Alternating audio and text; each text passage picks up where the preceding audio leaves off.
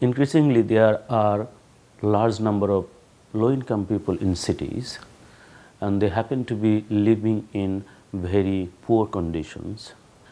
So this project is sort of a little bit different from the other environmentally focused project. In this project, we are trying to question the institutional arrangement that make these people live into substandard situations. Expand a little bit on this. In cities, we do have low-income people, but we also have well-off people, and the institutions who serve citizens as a whole tend to ignore, sometimes consider low-income people as illegal citizens.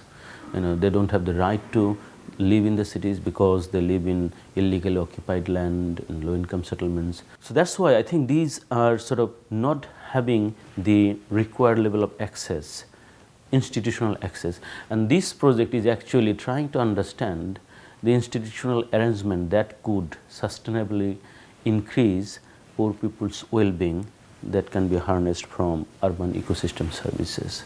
There is a common understanding is that poor people are more dependent on urban ecosystems and more dependent on institutions, but they are, on the other hand, are getting less.